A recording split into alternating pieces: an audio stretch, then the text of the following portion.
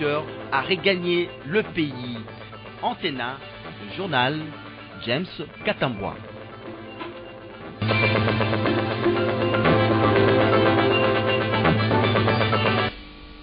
Bienvenue à toutes et à tous et merci de nous avoir choisis pour votre information. Il s'est ouvert ce vendredi 21 février 2014 dans la salle des spectacles du Palais du Peuple, le 9e forum des partenariats commerciaux et salon des relations d'affaires du COMESA.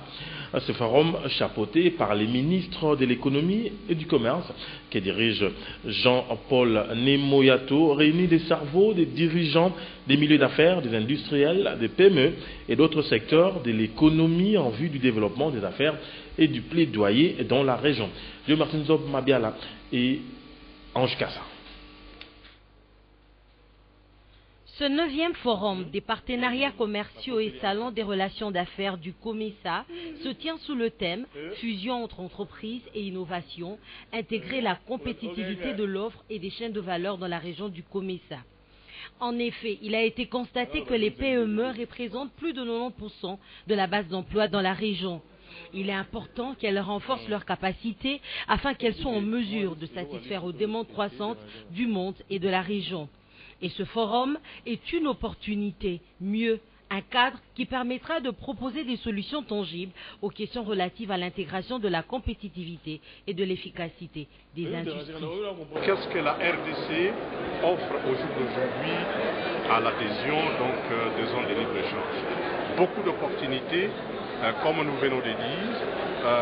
Nous avons, le secrétaire général du COMESA et moi-même, parlé en fait du grand projet INGA qui est un projet intégrateur. L'électricité, c'est un intrant de développement voulu par tout le monde. Et donc ça, c'est une opportunité. Une autre opportunité, c'est surtout dans le domaine de l'agro-industrie. Parce qu'il est regrettable que notre pays importe chaque année des vivres alimentaires qui viennent de l'extérieur et même pas de la région de COMESA. Le ministre de l'économie s'est félicité de la tenue de ce forum qui se déroule au moment où la RDC est en train de consolider sa paix retrouvée. Le président l'AFEC Albert Youma et la présidente du Conseil des opérateurs économiques du COMESA étaient unanimes sur un point. Les résolutions de ce forum doivent faciliter la suppression des faiblesses structurelles des pays membres. Un appel a en même temps été lancé au gouvernement pour libérer le dynamisme du secteur privé. À cette cérémonie d'ouverture, les entrepreneurs des différents pays membres du COMESA ont exposé leurs produits, question de les faire connaître. Le renforcement de programmes pour répondre aux besoins des professionnalisations dans les domaines de poste, c'est la question qui a été au centre des entretiens hier jeudi entre les ministres des Affaires étrangères Raymond Tshibanda et la chancelière de l'Université d'Ottawa. Ce programme concerne l'ensemble des pays francophones et plus précisément la République démocratique du Congo qui dispose de ressources humaines importantes. Dans Momat. Je reviens cette fois-ci en tant que chancelière de l'Université d'Ottawa avec un programme qui est extrêmement avantageux et judicieux, je dirais, pour les pays de la francophonie, surtout des pays comme la République démocratique du Congo, qui visent l'émergence et qui a à voir avec le renforcement des connaissances, le renforcement des capacités, le renforcement de la professionnalisation dans le pays, parce qu'on parle beaucoup des ressources naturelles, des ressources minières par exemple, ou en gaz de la République démocratique du Congo, mais ce qu'il ne faut pas oublier, c'est que les ressources les plus précieuses sont aussi les ressources humaines. C'est un pays de jeunesse et c'est un pays qui rêve grand, qui vise vraiment des axes prioritaires de développement. Donc que nous arrivions avec un renfort des programmes justement pour répondre aux besoins de professionnalisation dans ce pays, dans des domaines de pointe.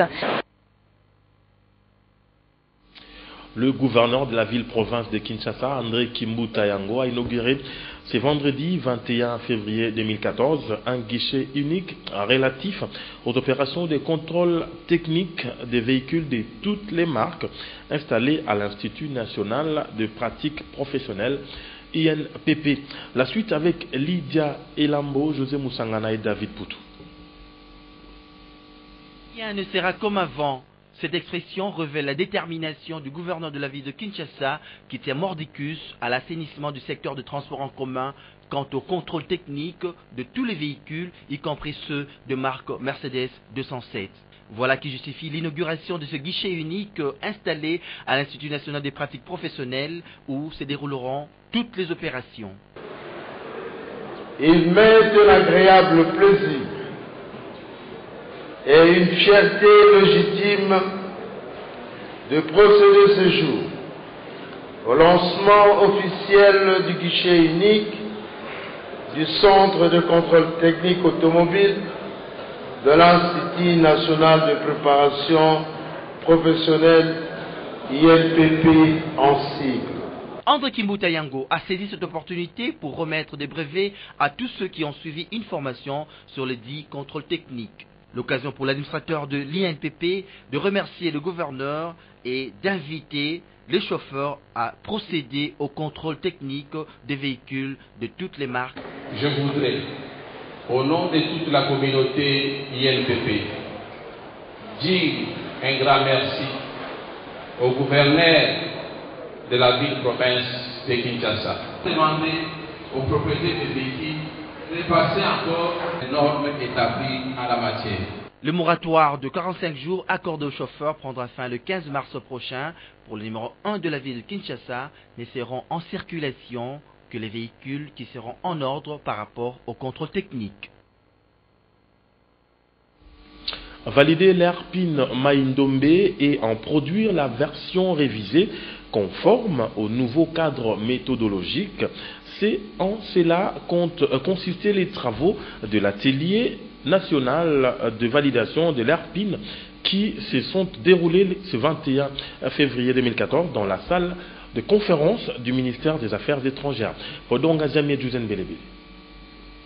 Après la présentation en juin 2013 à Paris de la première version de l'ERPIN Maïndombe auprès de la 7e session du comité des participants du Fonds Carbone du Fonds de partenariat du carbone forestier, l'heure est aujourd'hui à sa validation afin de parvenir à la version finale revisée.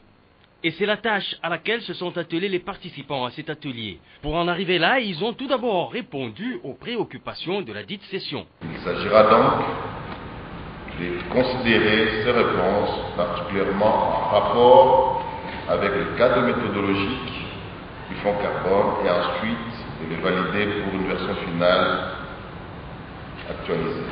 Que faut-il entendre par ERPIN et quel en est l'objectif? Avec le Fonds carbone de la Banque mondiale, nous voudrons négocier et signer un contrat de vente de crédits carbone. Nous voudrions travailler de manière intégrée. La RED, en définitive, rétribue l'effort d'évitement des émissions de gaz à effet de serre.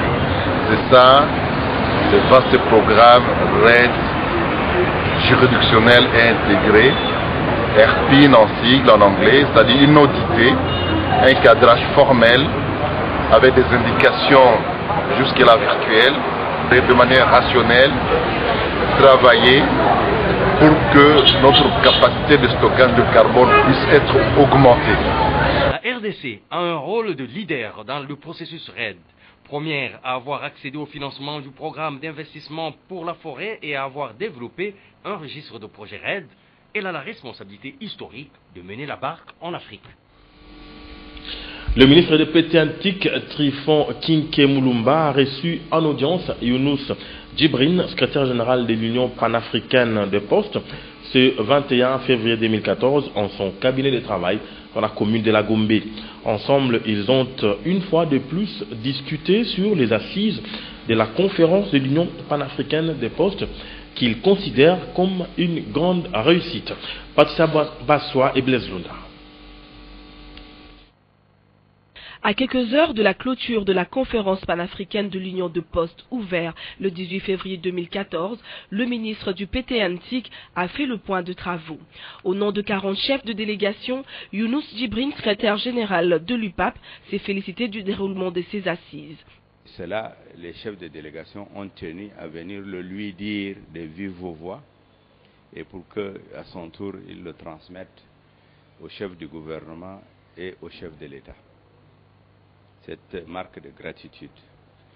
Le deuxième axe de la raison d'être de notre visite, c'est de lui rendre compte du déroulement de nos travaux qui, effectivement, grâce en partie à toutes ces facilités et les commodités mises à notre disposition, se sont déroulés en toute symbiose et les résultats qui en ont découlé sont très encourageants. On n'a pas eu de tiraillement.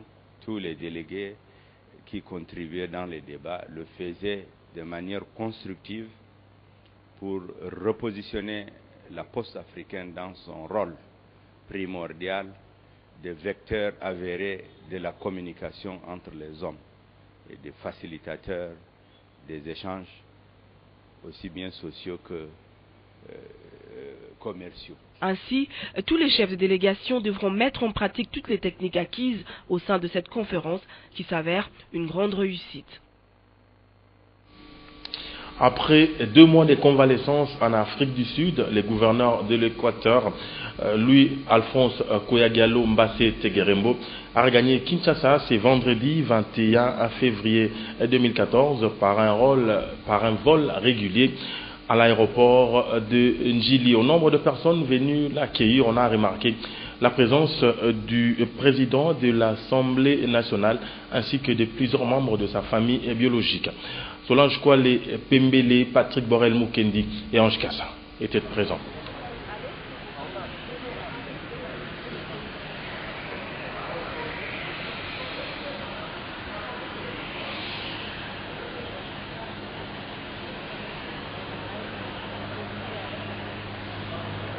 Aujourd'hui, les preuves sont là. Nous venons d'accueillir le gouverneur à l'aéroport de Njili. Ici, nous sommes dans la résidence où il est hébergé. Je pense que le peuple congolais en général, et celui de l'Équateur en particulier, ne peut que se réjouir. Aujourd'hui, Koyagalo est considéré comme étant un protecteur de faibles, un protecteur des innocents. Tout l'espoir du peuple congolais en général et celui de l'Équateur en particulier repose sur ses actions. Je pense que j'avais épinglé quelques actions du gouverneur. Comme il est là, d'ici quelques jours, nous allons regagner Mbandaka et la population de la RDC en général ne peut que voir les images qui circulent, qui sont en train d'être balancées à la télévision maintenant là. Et je confirme que nous sommes avec le gouverneur ici à Kinshasa et dans les jours qui viennent, il sera à Mbandaka. Bon, le gouverneur va essayer de palper du doigt la gestion de la province. Jusque-là, nous n'avons pas encore entré en possession de son action qui sera bientôt là initiée. Le gouverneur Koyagalo n'est pas un conflictuel. Le gouverneur, c'est un pacifiste.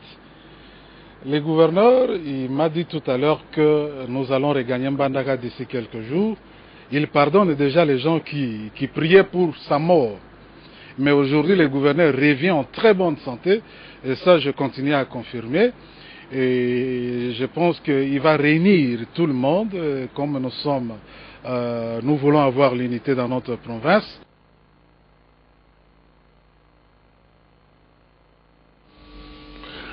Le monde célèbre ce 21 février 2014 la journée des langues maternelles sous le thème « Les langues locales pour la citoyenneté mondiale ».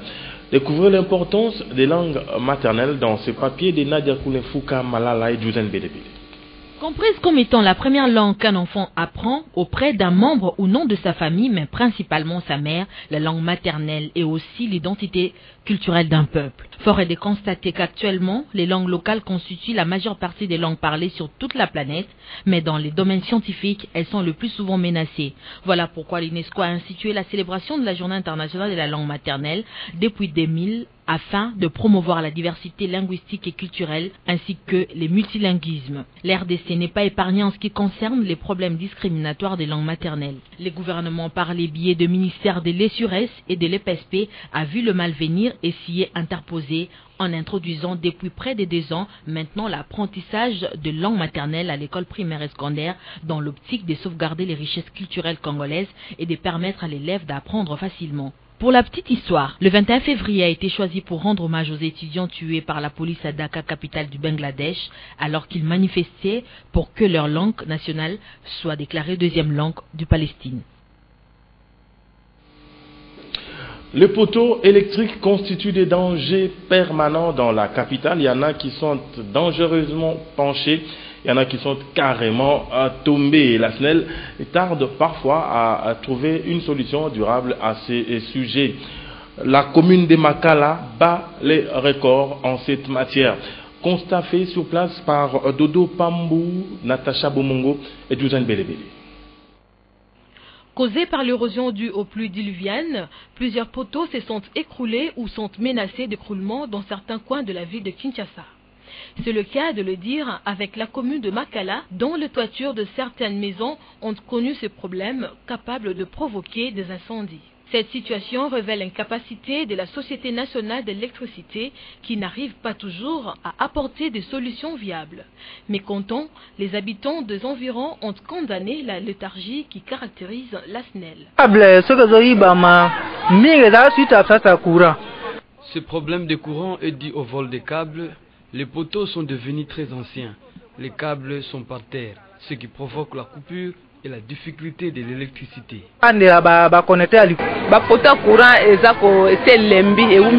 Ces poteaux datent de 1984. Ils sont déjà pour eux anciens et statuent les gens de ce coin. Que le gouvernement vienne en aide pour sécuriser la vie de la population de Makala. Dans l'intérêt de la population, la SNEL doit installer des équipes mobiles dans chaque quartier afin de détecter les désagréments et d'y remédier dans un temps record. Des pluies torrentielles qui se sont abattues hier, dans la nuit d'hier jeudi, à Lubumbashi, ont occasionné d'énormes dégâts dans la ville cuprifère. Dans certaines communes, à l'instar de Katuba, les maisons construites le long de la rivière Lubumbashi ont été tout simplement détruites, voire carrément emportées par les eaux des pluies. On a également noté au nombre de dégâts des perturbations dans les transports urbains. Plus de détails dans cette correspondance. De fortes pluies qui se sont abattues dans la ville de Lubumbashi ont causé énormément de dégâts, tant en vie humaine que matérielle. On parlerait même de déluge dans la capitale cuprifère. Notons qu'après ces intempéries, on a observé les inondations dans toutes les communes de la ville de Lubumbashi. La commune de Katuba, par ailleurs, les maisons construites le long de la rivière de Lubumbashi ont été simplement emportées et d'autres immergées. La population de Katuba s'est réveillée le pied dans l'eau. On a également noté la perturbation du trafic routier ce mercredi toutes les avant-midi. De longues files de véhicules stationnés pendant plusieurs heures sur toutes les grandes artères de la ville, à cause du débordement de la rivière Lubumbashi.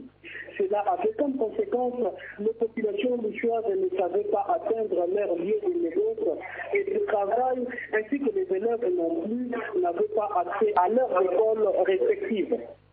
D'autres cas similaires sont notamment la chaussée Kasenga, qui est traversée par la rivière Kalabondo, ainsi qu'au tunnel où on a toujours observé un grand bouchon à chaque fois qu'il pleut.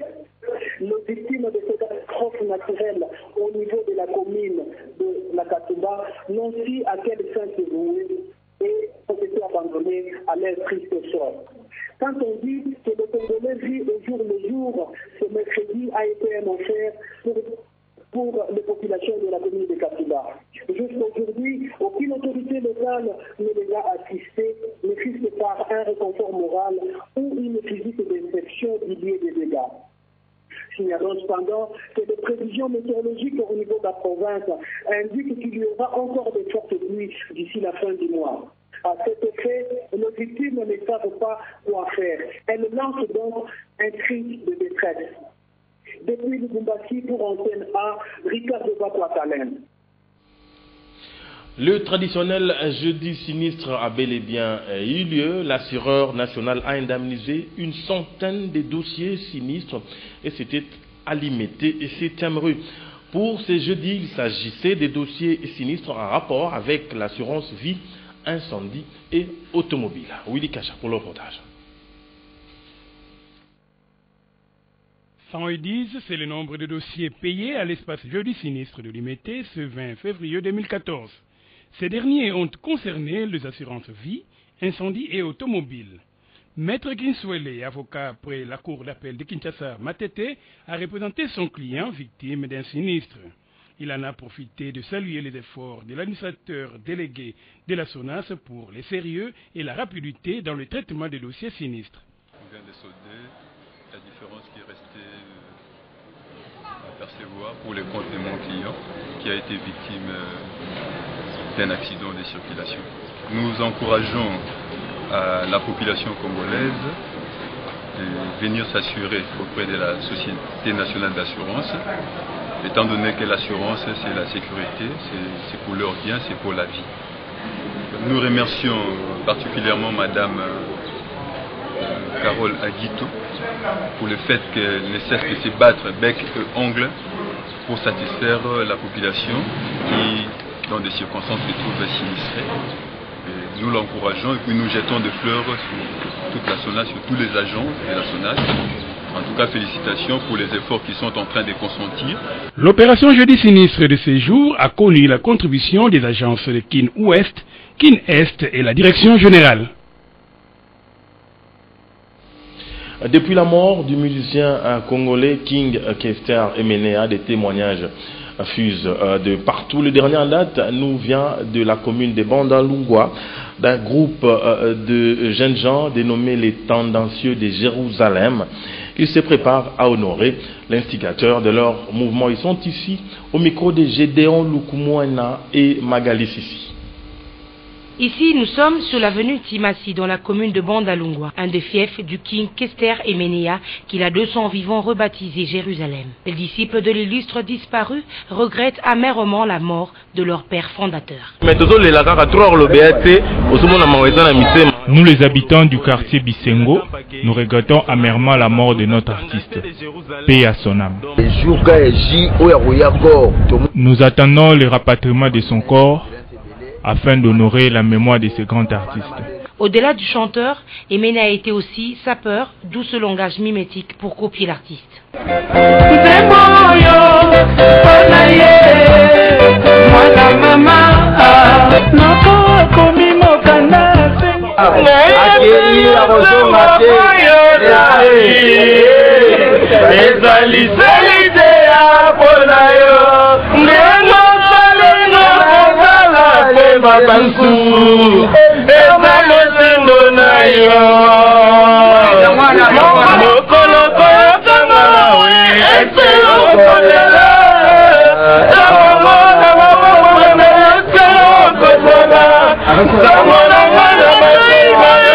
Pour rappel, King Kester est décédé le jeudi 13 février en France, de suite d'une longue et pénible maladie. Ainsi, les Tendancieux de Jérusalem attendent impatiemment le rapatriement du corps afin d'honorer la mémoire de leur idole.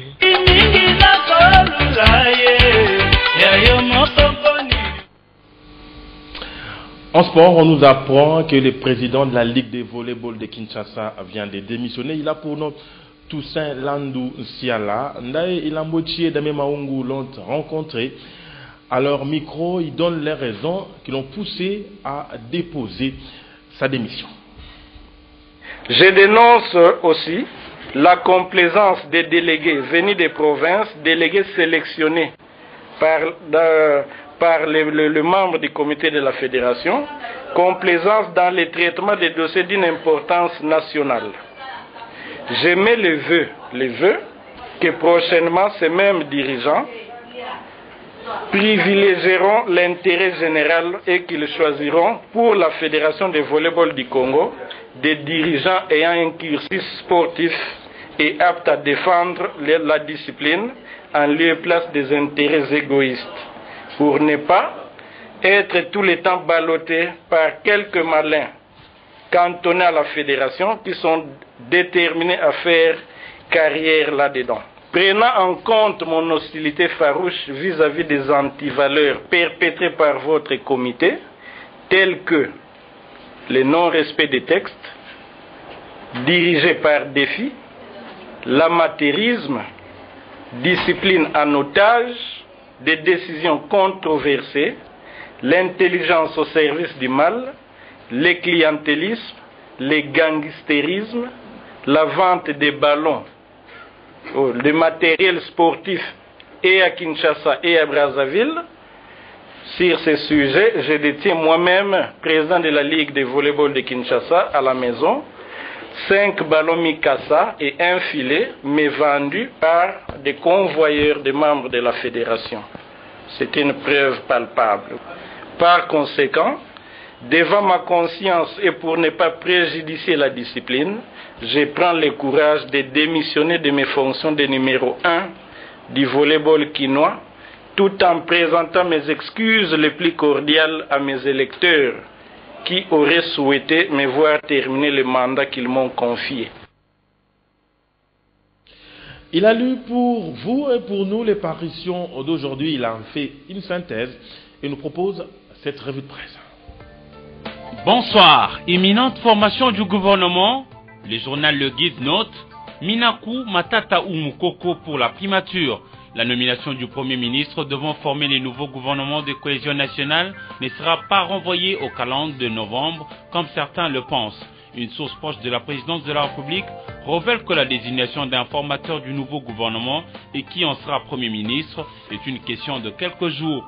Kabila serait dans l'embarras de choix entre les 3 personnes en vogue, Aubin Minaku, Augustin Matata Pogno et Daniel Mukoko Samba.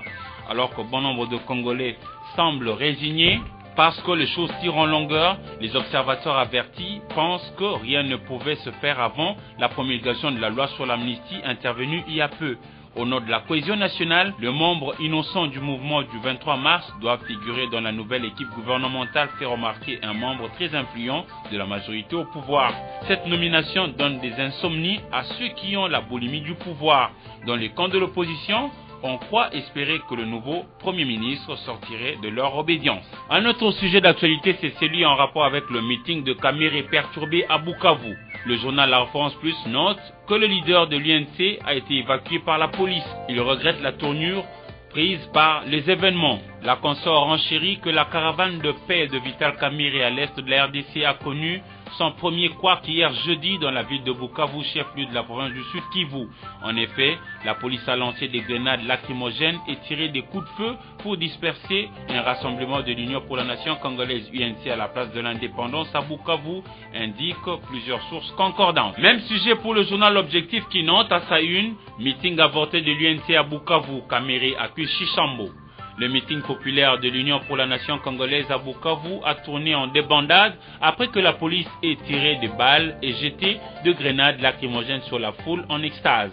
Bousculé, le président de ces partis, Vital Kamerhe, est sorti de sa réserve pour critiquer vertement les autorités provinciales du Sud Kivu, dont le gouverneur Marcelin Chisambo, qu'il a accusé d'avoir saboté son meeting. À son tour, le journal Le Phare note à sa une M23, ADF Nalu, FDLR, Bakata Katanga, l'insécurité en RDC, des signaux d'impuissance.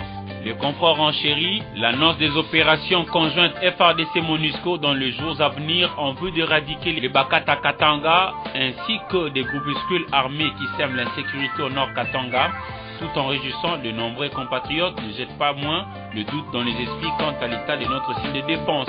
Le journal Forum des As aborde un autre sujet et parle des attaques du patron de la FEC contre Matata, un fonctionnaire du FMI, Fonds monétaire international au banc des accusés. Des sources croisées, cet employé du Fonds monétaire international serait les conspirateurs de propos d'Albert Youma, patron de patrons congolais tenu fin janvier dernier contre le gouvernement actuel. Ça sera tout pour ce soir. Merci et au revoir. Merci également Eric Izami pour cette revue de presse. Claude Toumba a réalisé ce journal, Natacha Bomowan était le chef d'édition. Il me charge de vous dire également à vous, grand merci pour votre sympathique attention. Restez fidèles à nos programmes, prenez soin de vous et des vôtres.